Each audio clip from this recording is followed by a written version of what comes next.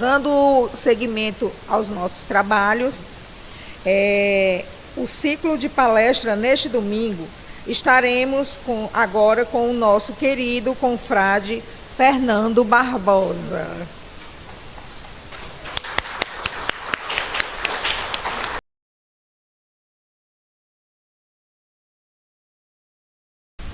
Gente, bom dia a todos.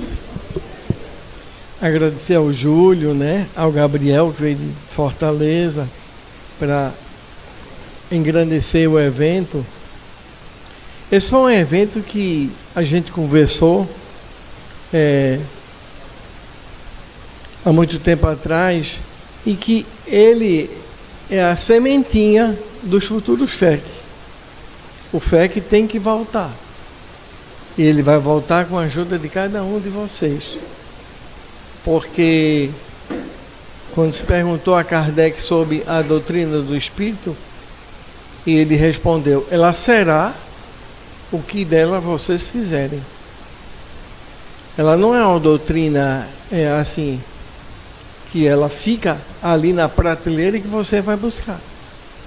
Cada um de nós que defende a doutrina do Espírito tem por obrigação, não só como frequentador, apesar de que ela não é uma doutrina prosélita. Kardec nunca falou que a doutrina espírita seria uma doutrina de massas, mas seria uma doutrina de corresponsabilidade. Então, a cada um de nós será cobrado por aquilo que fizermos com a doutrina.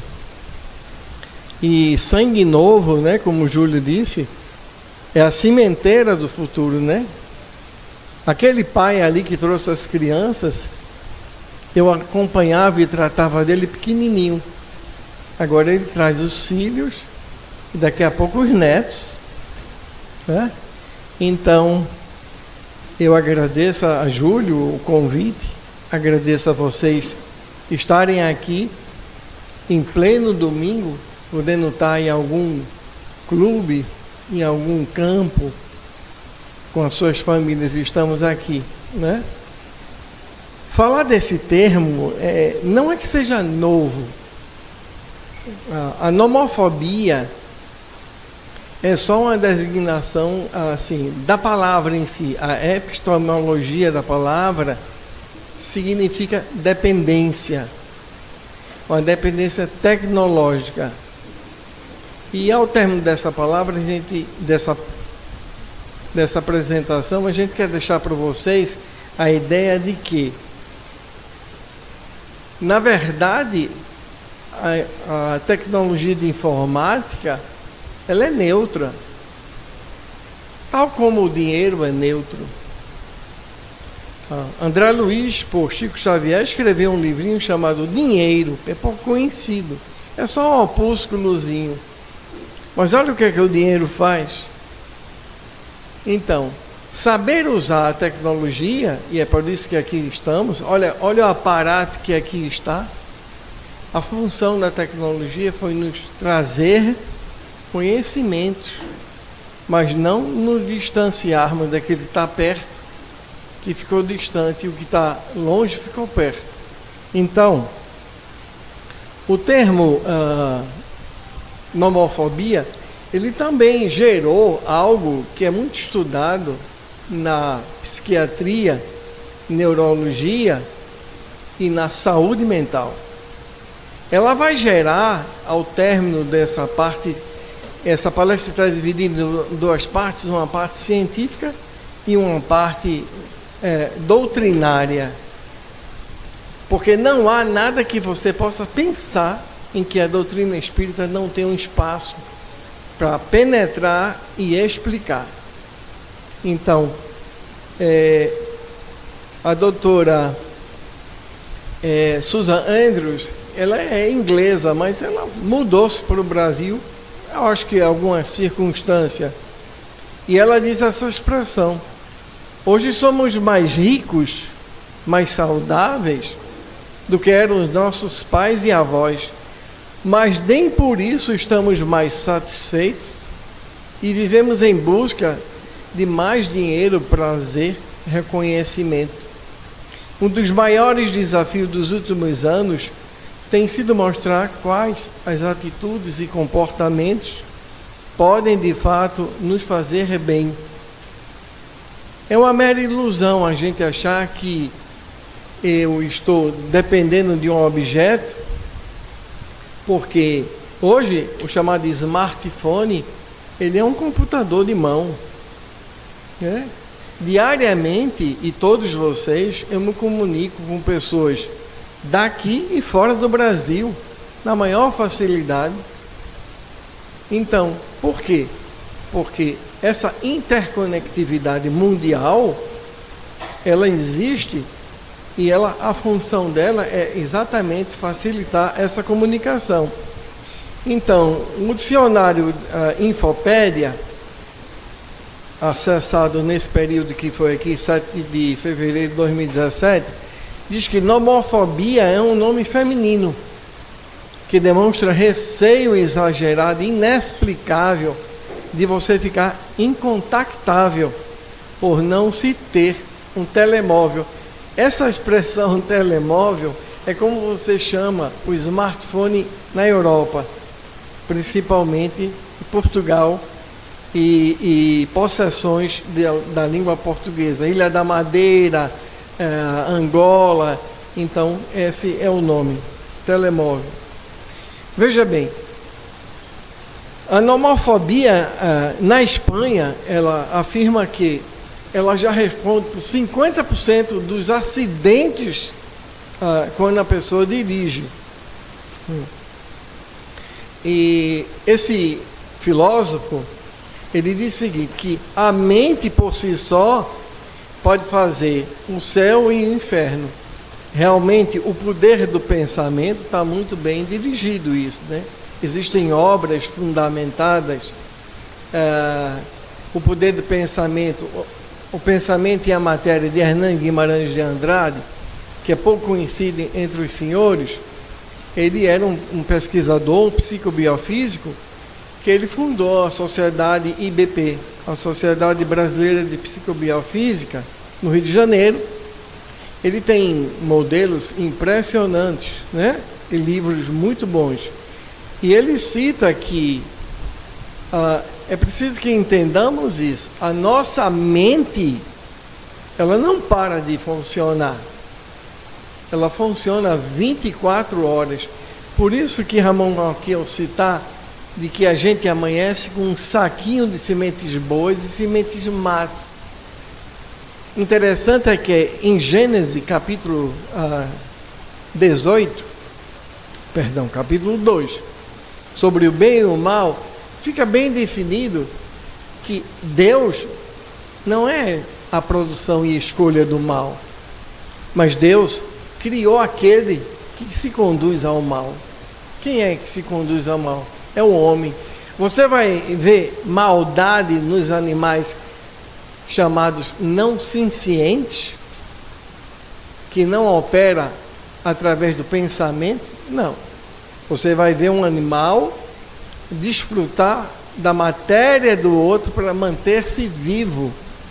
É o caso do leão, quando atinge um antílope, quando pega a girafa e etc e tal. A função aí é manter-se vivo. Mas o ser humano é o único que mata o próximo e, obviamente, não tem essa função. A função dele é tirar desse próximo alguma coisa. Então, Deus não criou o mal. Kardec define isso excelentemente em Gênesis. Mas Deus criou o homem que optou pelo mal. E essa opção pelo mal chama-se livre-arbítrio. E o livre-arbítrio nos foi dado na questão 609 do Livro dos Espíritos, quando o homem, através desse capítulo, que é os 3 reinos, define: nós somos uma espécie à parte da civilização, que Deus deu a reencarnação como forma de evolução. Esse aspecto nos coloca no topo da escala genealógica da espécie. Então, nós somos uma espécie à parte e que tem a reencarnação como modelo exequível de evolutividade. Não existe evolutividade sem reencarnação. E os erros passados e o hiato que separa o malfeitor, assassino, ladrão, corrupto de hoje ao anjo de amanhã será a reencarnação. Pela reencarnação se aplica definitivamente a lei e a justiça de Deus, que representa o bojo das questões da parte terceira das leis morais. Portanto, ESPA significa síndrome do pensamento acelerado. Isso é pura ciência, já está provado.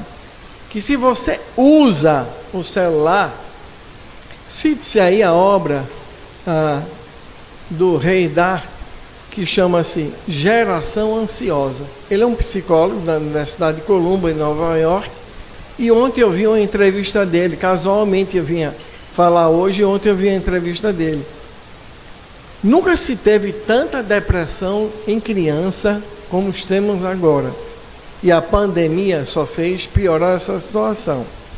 Então, síndrome do pensamento acelerado é uma alteração que se caracteriza pelo qual o pensamento se torna rápido e dificulta a concentração, provocando ansiedade e desgaste físico e mental.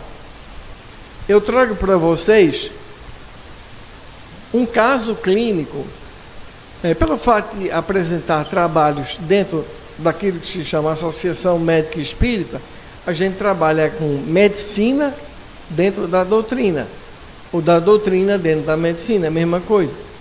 Olha para cá, uma criança chamada QCS, data de nascimento 11/2005, naquele tempo, com 11 anos, cor branco, a queixa dele, após não aceitar que a internet fosse interrompida no seu celular enquanto jogava, tornou-se furioso, investiu contra objetos inanimados, que era um ventilador, quebrou o mesmo ao ser interpelado por parentes próximos, não aceitou a intervenção.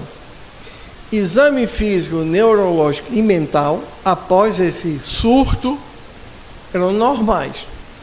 A conduta, examinado para atendimento psicológico em terapia cognitiva comportamental, e foi prescrito um antidepressivo, fluoxetina, para diminuir o estado emocional dessa criança. As hipóteses diagnósticas dele foram crise de distúrbio de conduta, hoje a gente chama distúrbio disruptivo do comportamento, perda temporária do jogo eletrônico pela internet. Ele tinha comorbidades que são a doença principal junto a outras, ansiedade antecipatória e baixo limiar frustração. Ou seja, eu jogo com o aparelho, mas eu não quero que o aparelho nem pare, nem quebre, nem saia do ar, e eu não quero perder para o aparelho. Isso é que vai gerando a chamada ansiedade. E vem Blaise Pascal, que todos conhecem, que escreveu vários artigos e ajudou demais a Kardec no Evangelho segundo o Espiritismo, que diz: a maior parte dos males da vida surge da incapacidade do ser humano de ficar sentado e quieto. Basta você ficar... O que foi que nós fizemos quando a nossa irmã Socorro veio fazer a prece? O que foi que ela pediu de nós? Para que a gente feche os olhos? Para diminuir essa interação luminosa e a interação de pensamentos. Se fosse dada a vocês uma dupla vista, que está contida lá no capítulo 8º, Emancipação do Espírito, no Livro dos Espíritos, e se fosse dado a vocês ver o pensamento de cada um, vocês iam ver aqui a quantidade de fios que saíam das nossas mentes e que se estavam embaralhando aqui. Por quê? A matéria não gera matéria. Quem gera a matéria é o espírito. O atributo do espírito principal é a capacidade de pensar. E fala André Luiz lá em Evolução em Dois Mundos que pensamento é uma energia, é uma onda mento-eletromagnética. E essa onda mento-eletromagnética, ela pode se tornar em nível propiciatório baixa quando você pensa em baixa atitude de padrões comportamentais, e alto padrão comportamental quando você ora. Leia-se o capítulo de graça recebeste, dai de graça que recebeste. Sobre a prece. Pela prece você agradece, você louva e você pede. Aí nos lembra André Luiz em nosso lar, primeiro livro dos 13, que em conversa na casa de Lísias, com a mãe de Lísias, ele diz assim: é preciso que aprendamos a agradecer para ser merecedor de receber. A gente pede tudo. Filho que não estuda para passar no vestibular. Tirar na loteria, que eu vou dar a julho. Eu vou dar toda a cena que eu tirar. Que história que você não vai dar ainda? E que história que Deus não vai deixar você se acabar pelo dinheiro? Então, essas coisas são pensamentos. E pensamentos são construções que podem ser edílicas ou podem ser desastrosas. O pensar é seu. E a corresponsabilidade do pensar também o é. Pelo pensamento você adoece, pelo pensamento você se livra. Cada um conforme as suas obras. Portanto, a overdose de informação que traz um celular, um computador, certo? Ou um tablet, leva a isso que estar constantemente conectado pode gerar reflexos negativos na saúde física e psicológica. Portanto, essa síndrome de ESPA, ela não é aceita ainda pela OMS. No último padrão de informação, chamado DSM-5, que é o diagnóstico de saúde mental, ela não está enquadrada ainda. Mas é só o que a gente vê na clínica privada ou em ambulatórios de prefeitura, do estado, etc.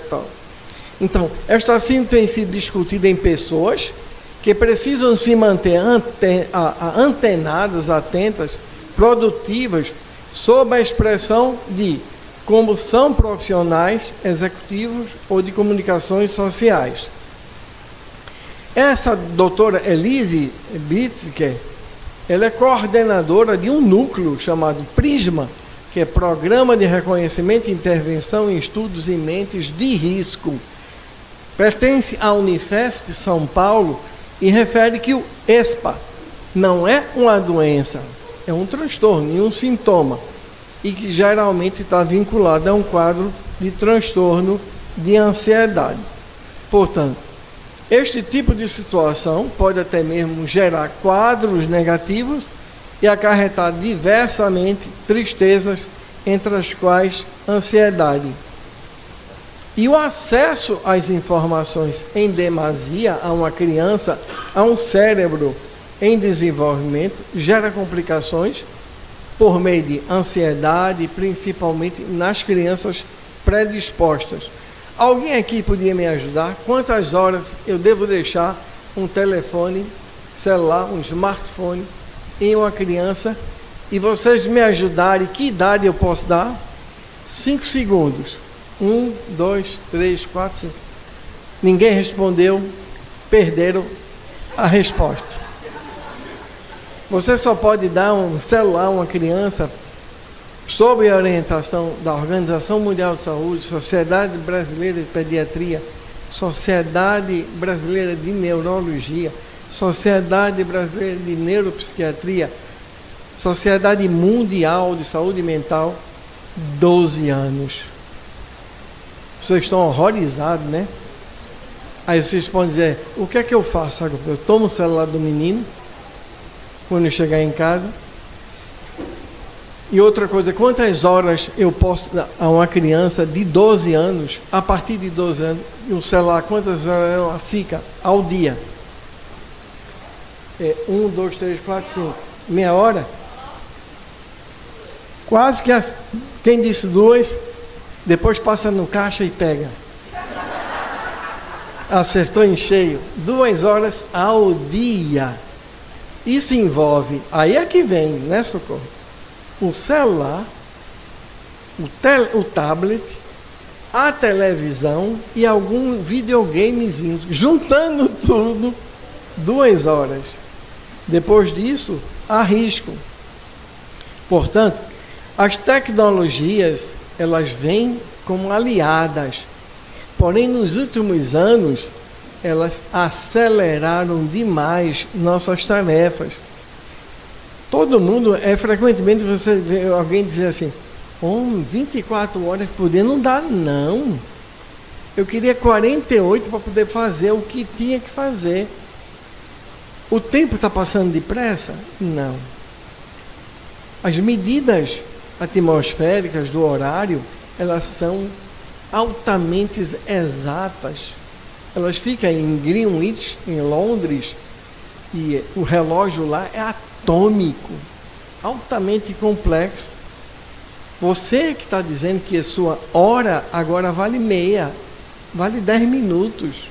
É sua mente que está acelerada. Então, o risco do uso excessivo dos dispositivos eletrônicos, roubo de dados pessoais, financeiro, contato criminoso, risco de pedofilia, desregramento da rotina diária, prejuízo nos relacionamentos sociais. Agora o pior, orgânico, cefaleia, obesidade, dores musculares, principalmente aqui. Você ficando com o celular 30 minutos assim, você está botando aqui, sabe o quê? 2 toneladas. É impressionante. E as vértebras vão aguentando. Aí depois você vai ter bico de papagaio, né? Bico de tucano, bico do que você quiser. Vai estar tudo aqui. E tome dor, mas você continua. Portanto, riscos visuais em crianças já está afirmado. Risco de úlcera da córnea é essa parte branca do olho. Alterações do ciclo vigília-sono. Quanto mais você vai dormir tarde, mais você altera a cronobiologia do seu ciclo de sono. E o sono, dizia aquela vovó, menina, bote esse menino para dormir.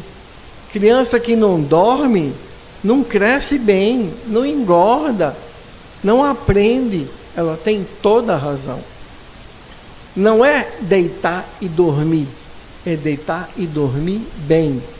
E se não fosse ainda isso, cabe a nós espíritas, como diz Kardec, precisamos ter cuidado também ao dormir com os nossos inimigos desencarnados. Que uma criança é só um espírito. Quando ele deita, ele se desdobra mais fácil do que eu. E ele, ao se desdobrar, ele está no mundo dos espíritos.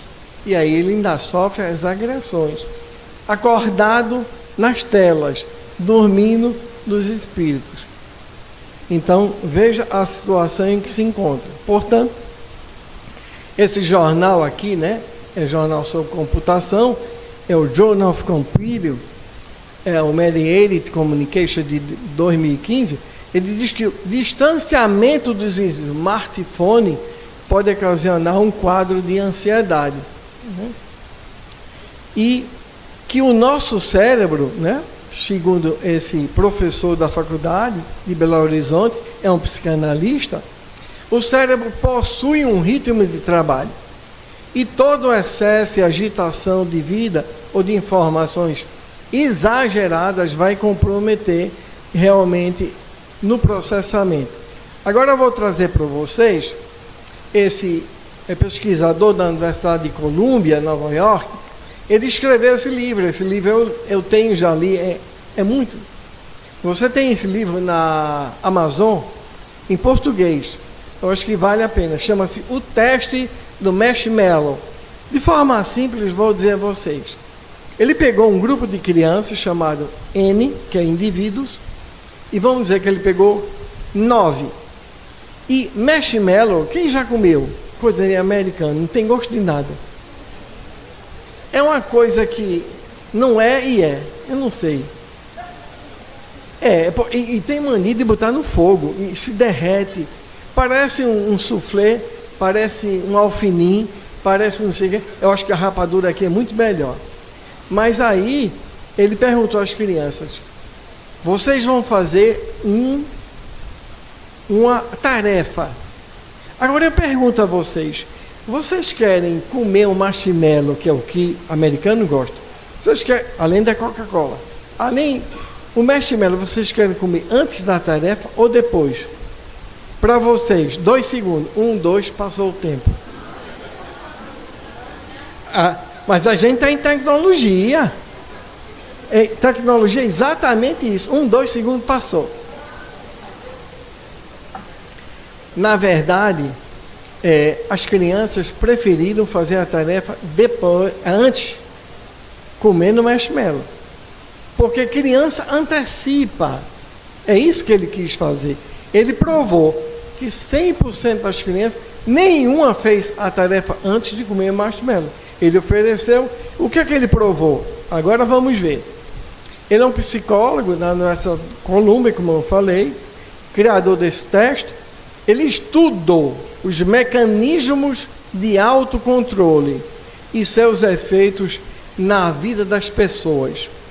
O autocontrole baseia-se na interação constante entre duas partes do cérebro que ele dominou, uma parte quente e uma fria. Agora eu vou explicar a vocês. André Luiz, na obra Evolução em Dois Mundos, e subsequentemente na obra O Mundo Maior, com Calderaro, que é um excelente psiquiatra, ele explica que o nosso cérebro está em evolução. E como médico e neurologista, a gente sabe que o cérebro ele vai envelhecendo os chamados circuitos. E André Luiz fala, através de Calderaro, nos chamados cérebro triuno, ou cérebro de 3 andares. Um andar mais inferior, ele chamou de reptiliforme, é o cérebro mais antigo, é o cérebro dos primatas, é o cérebro dos felinos, tá certo? Depois ele falou no cérebro médio, é o cérebro que já comanda alguma coisa. E finalmente, ele falou numa região que agora tem sido muito estudado na neurociência, que chama-se o lobo frontal. Eu vou dar mais do que 5 segundos, vou dar 6. Alguém sabe me dizer, essa região daqui chamada cérebro frontal, ela fica madura a partir de que idade? E sabe, para que serve isso aqui, Fernando? Ela é quem dirige a minha resolutividade. Júlio me convidou para dar uma palestra. Eu vou ou não vou? Mas dia de domingo, eu vou ou não vou? Eu vim, eu resolvi. Quem resolve isso por mim? Essa região. Com que idade ela fica madura? Quem disse 30, passa lá no caixa. Acertou. É incrível, né? Você só está maduro cerebralmente com 30 anos. Existe uma outra área que antecede a essa e que é importante, chamada corpo caloso. Ele é uma parte que recebe o cérebro. E o cérebro fica montado ali em cima, chama-se telencéfalo. Eu vou já mostrar. E essa área fica porque o teu lado esquerdo se comunica com o direito. Eu tive um input, né? Um AVC, aí agora está difícil se comunicar. Mas as colegas fisioterapeutas estão tentando. Então, Você se comunica com o seu lado hemisfério esquerdo com o hemisfério direito a partir dos 24. Fernando, qual é essa confusão todinha que tu está falando? É porque, veja o que é que você está fazendo. Você está dando um celular a uma criança que não tem resolutividade frontal, que o hemisfério esquerdo não se comunica com o hemisfério direito, mas você está dando. O que é que isso vai gerar? Vai gerar isso aqui. Olha a parte quente. A parte quente integra o sistema límbico. E o que é o sistema límbico? É a área mais antiga. Essa área é chamada de área da resolutividade daquilo que você dá. O que é que quer um bebê? Está aquecido, não muito. Não ter frio, não muito. Bebê gosta de 36 graus. Por isso que berçário de maternidade tem ar-condicionado. Alimentado e não está com fralda cheia de xixi, cheia de cocô. Só. Fora isso, ele vai desenvolver outras capacitações. Então, essa área é a área do prazer e do desprazer, que você, até 2 anos, basicamente, vai desenvolvendo isso. Mas acontece que essa parte fria, o que seria a parte fria? Essa área, mais ou menos, o sistema límbico fica aqui por dentro, bem profundo. Essa área me diz o seguinte: mamãe, chegou a minha hora da mamadeira. Uau!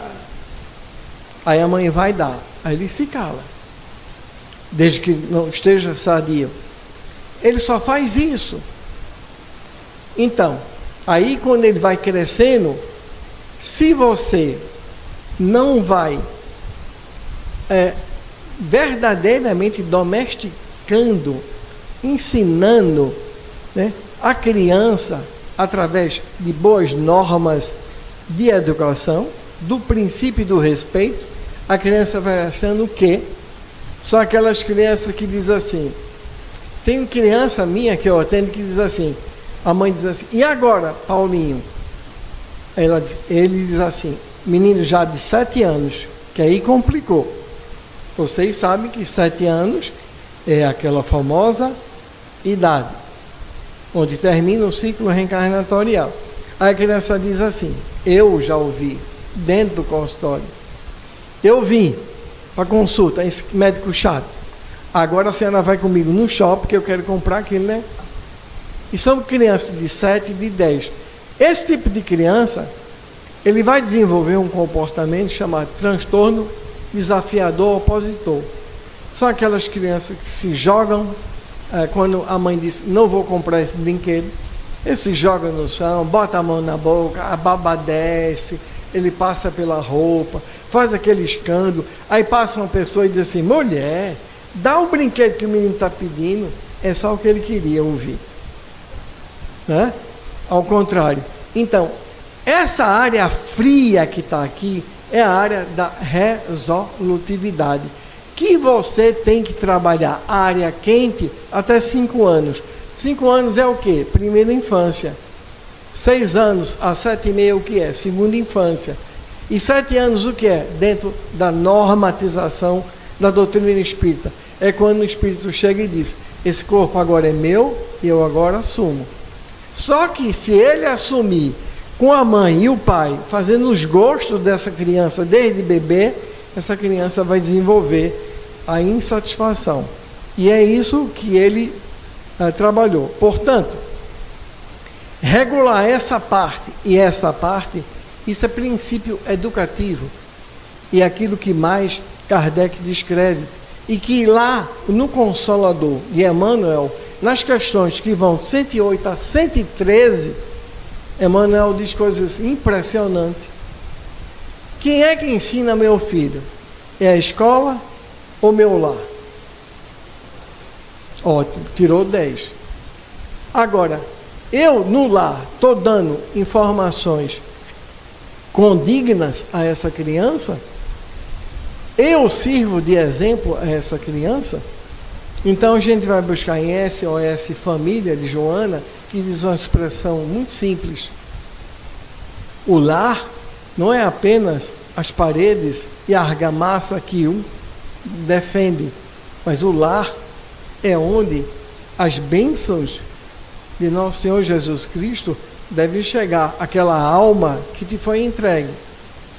Porque a gente vai ver que dentro da doutrina, o Cristo vai dizer: e o que fizeste daqueles que eu te dei? Jogasse minhas pérolas aos porcos? Então, essa área é importante que o Mitchell descreveu. O chamado sistema frio, olha aí, só começa a funcionar a partir dos 5 anos. E a sua maturação vai até aos 20. Por que aos 20?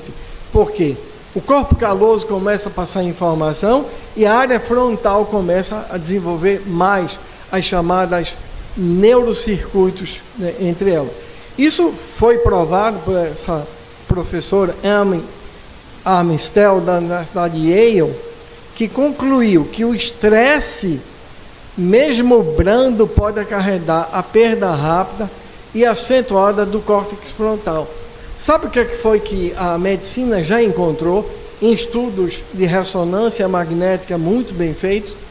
Foi que crianças que usam o celular acima de 10 horas, você sabia que a média no Brasil está em torno de 10, 15 a 20 horas por dia? Como é que uma pessoa passa 20 horas em cima de telas? Mas ontem eu vi uma entrevista, né, numa emissora, de que jovens disseram: eu já passei até 20. Anos atrás saiu um jogo no Japão, principalmente 2 cidades, Fukuda e Tóquio, foram envolvidas com isso e saiu em revistas científicas. Foram jovens que começaram a jogar e não saíam de dentro do quarto. E a mãe, olha aí o transtorno e o distúrbio opositor. A mãe, jovens adolescentes, e a mãe dava comida por debaixo da porta, ele abria a porta. Eles jogaram tanto que houveram várias mortes por exaustão.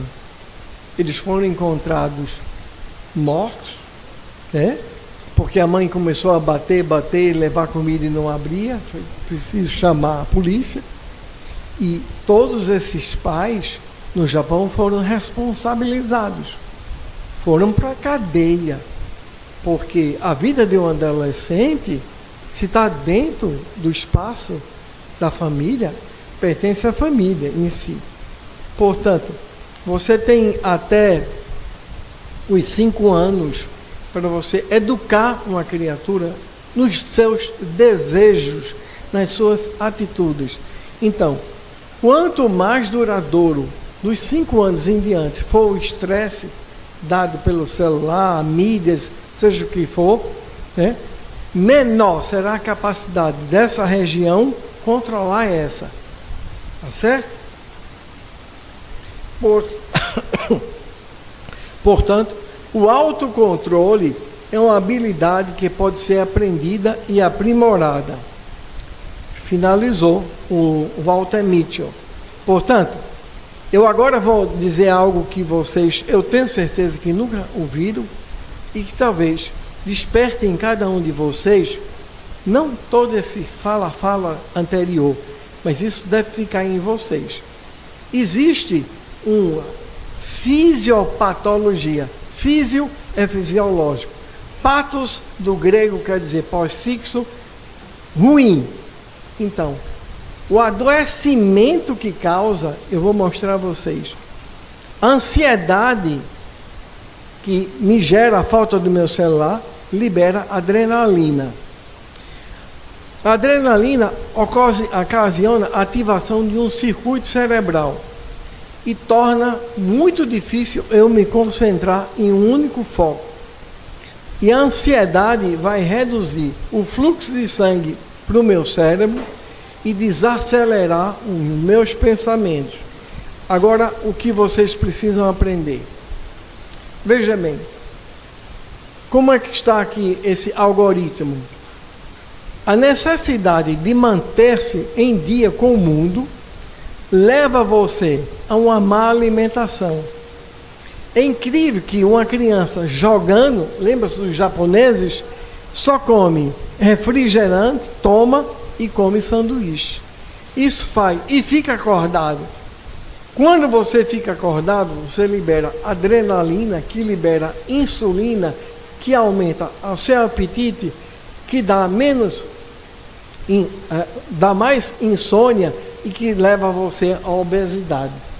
Então você vai se tornar uma criança obesa exatamente pelo uso. Então, a ausência de pausa para refletir, a ansiedade, os seus sintomas, a redução do ciclo de sono, o sedentarismo e a falta de atividade física. Pega um menino humilde, de comunidade, e dá uma bola a ele, nova, e vê a alegria que ele faz no campinho da várzea da comunidade. Agora pega um menino rico, de algum condomínio, e dá uma bola a ele e manda ele chutar. Não tem desenvolvimento físico-motor. Ele vai cair e rapidamente o outro, se forem os dois jogando, o outro vai passar por ele muito facilmente. Agora, uma coisa que vocês talvez pensem e que, na verdade, isso existe. Esse algoritmo aqui, ele excita o cérebro. E o cérebro tem isso. Aquela ideia de que o cérebro é aquela coisa intocável e difícil de entendimento, acabou-se. O cérebro é apenas um grande e belíssimo processador, feito por Deus e dado a nós para o bem, apesar de que se usa para o mal. Esse jogo é a mesma coisa do que você cheirar cocaína. O celular é a mesma coisa de que você fumar maconha. Sabe por quê? Porque dá a síndrome da recuperação. Quando você usa o crack, você desperta adrenalina e toda aquela carga de neurohormônios. E você libera uma substância chamada dopamina, que é o hormônio da alegria. A mesma forma, o celular, se eu usar durante um certo tempo, vai usar porque os circuitos são o mesmo. O cérebro não vai saber se você está usando um Smart 15 Apple ou se você está fumando cocaína. Ele não sabe, ele libera o mesmo circuito. Então, é por isso que gera ansiedade e é por isso que dá transtorno. Portanto, essa fotografia é interessante, mas eu já vi isso no consultório. Né? Então, videogame, jogos eletrônicos, existe associação entre o circuito, que eu falei, dopaminérgico, e o ganho secundário emocional. Esse circuito reage ao estímulo de fome, sede e atividade sexual, de modo que o videogame se enquadra na mesma linha de reincidência de comportamentos, atos e atitudes repetitivas na tentativa de sensações prazerosas e liberando dopamina. O que houve com aquela criança KSC? Quando a internet caiu, a frustração veio. O que foi que ele fez? Jogou o celular, ele quebrou o celular. Quebrou o celular e eu nem disse a vocês, aquele ventilador, ele jogou na avó e realmente cortou o braço da senhora. Por quê? Porque ele ficou decepcionado. Só que ele está decepcionado com algo que ele nem sabe. A web caiu, pode cair, mas ele não aceita. Entendeu? Por quê? Porque ele já está dependente. Portanto, em nossa realidade atual, cheia de interações virtuais, sejam por meios antigos, rádio, televisão, jornal, revista, ou por outras tecnologias inovadoras, computadores, smart tablet, a vida de grande parte das pessoas se relaciona ininterruptamente. Quais são os sintomas encontrados nessas crianças? Dificuldade atencional, rendimento escolar cai, dificuldade de memorização, cansaço excessivo, distúrbio do sono, da latência e irritabilidade. Qual é o tratamento indicado? Psicoterapia, psiquiatria, neurologia. Quais são as orientações que eu poderia passar para vocês pela Organização Mundial de Saúde? Estipule horário para visualizar as redes sociais. Desapegue e fique longe do smartphone durante pelo menos as refeições. Aí chega marido, mulher e filho. Aí depois de 1 hora, os 3 mexendo no celular e dizem: querida, você pediu o menu? Não, pensei que você pediu. Paulinho, você pediu? Coisa, mãe, eu vou lá pedir menu, eu estou aqui falando com fulano. 1 hora depois de estarem sentados. Estavam falando com o mundo inteiro, mas não estavam falando entre si. Tá certo? Descansar antes de dormir e viver, né? Valorizar a vida, né? Portanto, esse termo aí chama-se Academia Americana de Psiquiatria, a gente chama APA. Em 2012 estipulou que o limite diário de 2 horas entre todas as formas de tela seria o saudável. No entanto, se mostra que a média mínima da população é de 4 horas e meia. E, às vezes, chega até 18 horas. E isso é um artigo médico. Está aqui embaixo a referência. Portanto, segundo a Academia Americana de Psiquiatria da Infância, o indivíduo, quando chegar aos 70 anos, ele terá gasto o equivalente entre 7 a 10 anos assistindo televisão, smartphone e jogando. Esse psiquiatra que é de Rio Grande do Sul, uma formação muito boa na Universidade de Paris, ele diz assim: nunca houve uma sociedade isenta de necessidade de fabular e inventar-se, de historiar ou de construir na lentidão dos séculos, dos seus mitos e imaginários. É aquela história, né? E esse aqui é muito conhecido de vocês, o Edgar Morin, contribuiu muito na psicopedagogia à Organização Mundial de Saúde.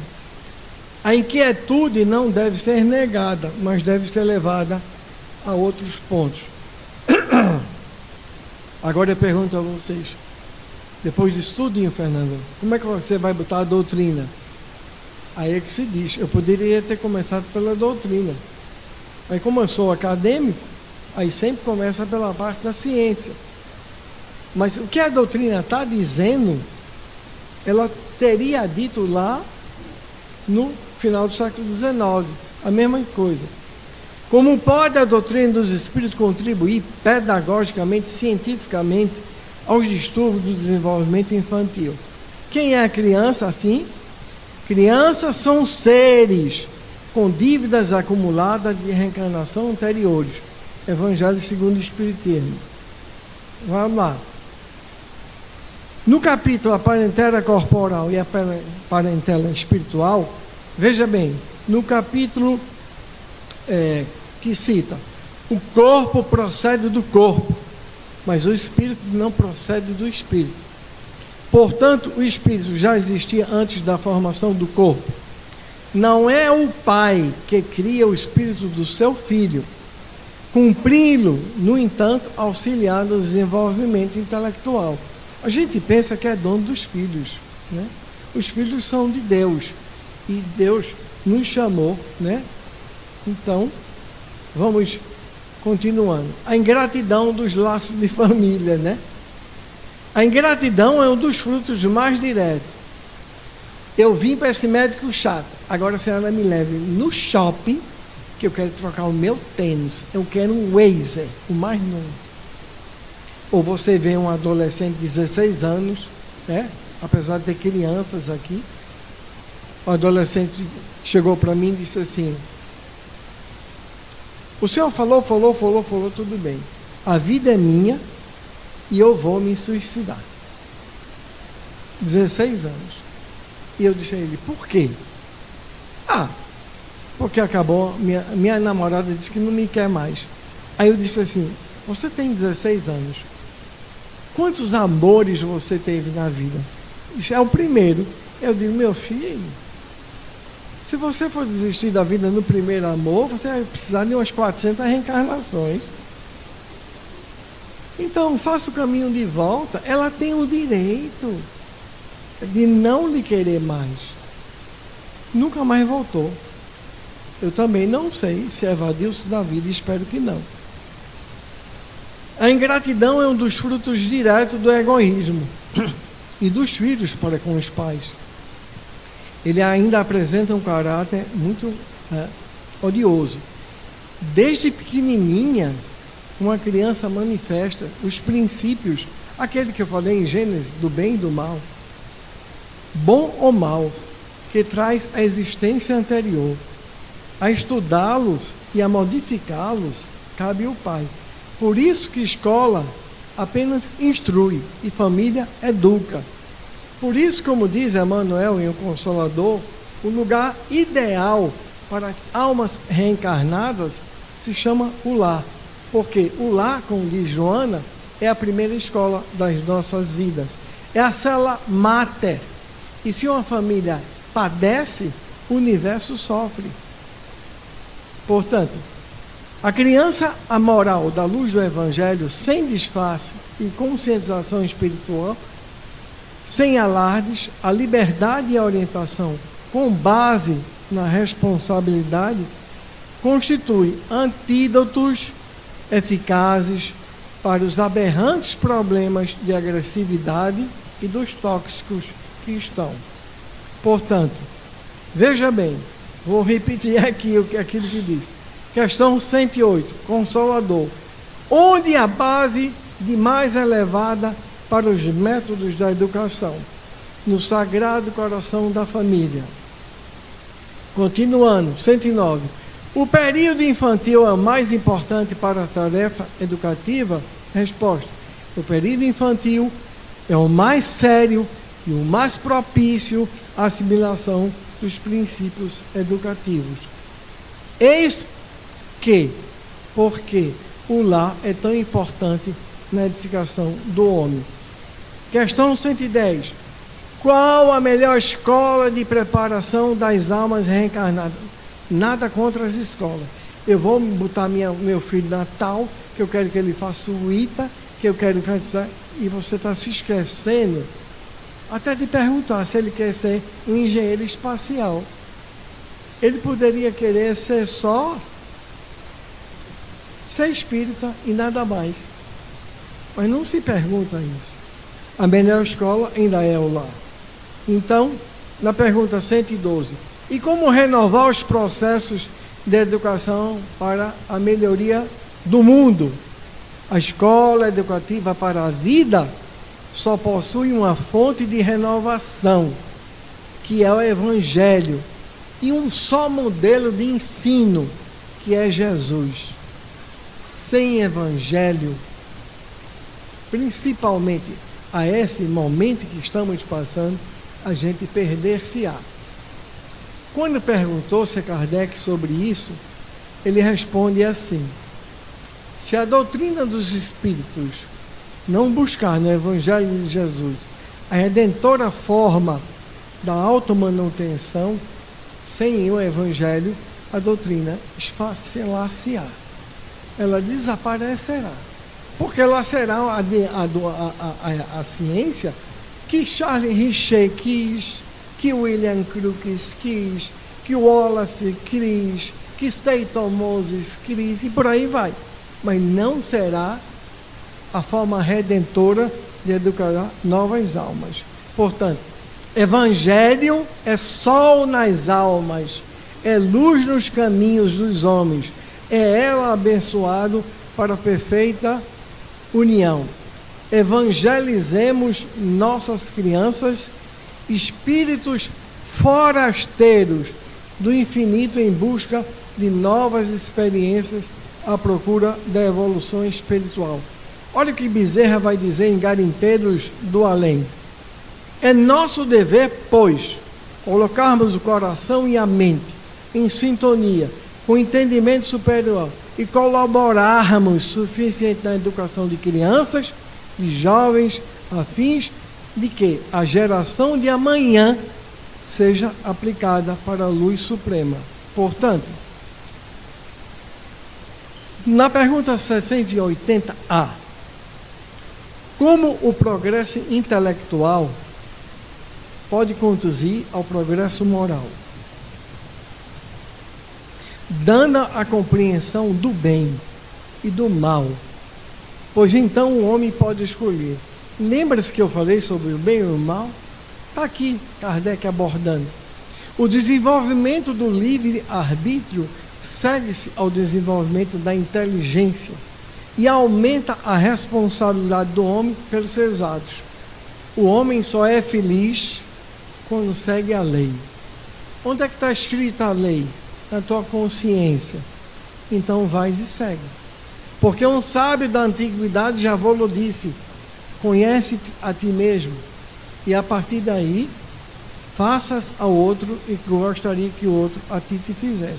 Portanto, a proposta da doutrina dos espíritos ao síndrome do pensamento acelerado e a dependência tecnológica nomofóbica é encaminhar a casa espírita, evangelho no lar, prece intercessora à criança, acompanhamento pela casa espírita.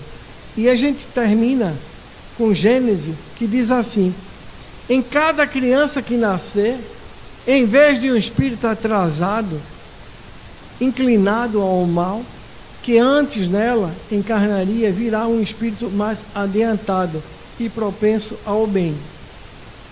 Desses vícios é que a terra tem de ser expurgada pelo afastamento dos que se obstinam em não emendar-se, porque são incompatíveis com o reinado da fraternidade. O contato com eles construirá sempre um sofrimento dos homens de bem. E Joana nos refere: se és mestre, oriente, e se és pais, previne. Se, porém, te surpreenderes com o drama que se adentrou ao lar, droga, álcool, roubo, não fujas do teu filho.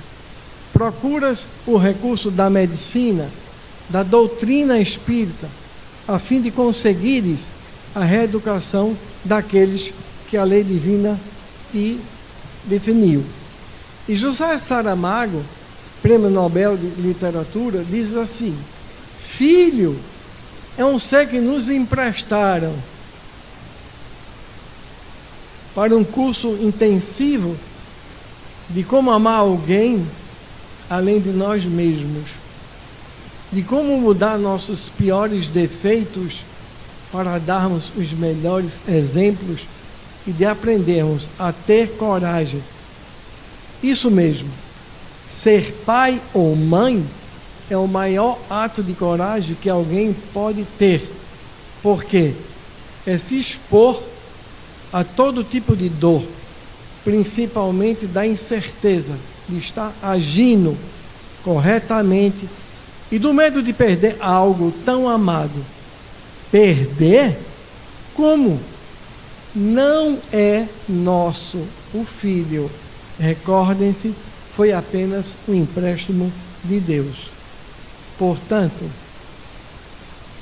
somos livres para decidir sobre os nossos atos, muito embora nos tornemos escravos às nossas consequências. Embora ninguém possa voltar atrás e fazer um novo recomeço, qualquer um pode começar agora e fazer um novo fim. Portanto, deixai que venham a mim as criancinhas e não as impeçais, porquanto o reino dos céus é para eles que lhes assemelha. Como profissional, eu já devo ter atendido, nesses quase 50 anos de profissão, mais de 100 mil crianças. Eu também sou pai de 3 filhos. São 3 pessoas que, formadas, ganharam o mundo, hoje estão em São Paulo. E eu também fui filha de uma mãe amorosa e de um pai exigente, mas profundamente educativo. Eu não acredito se essa sociedade não tem a capacidade de resolução dos seus problemas, pois os problemas da sociedade estão dentro dos nossos lares. Cabe a cada um fazer a parte que lhe cabe, a qual foi chamado. Pois o Pai, Ele cobrará de cada um de nós. E aquela pérola que eu te dei, o que dela fizeste. Muito obrigado.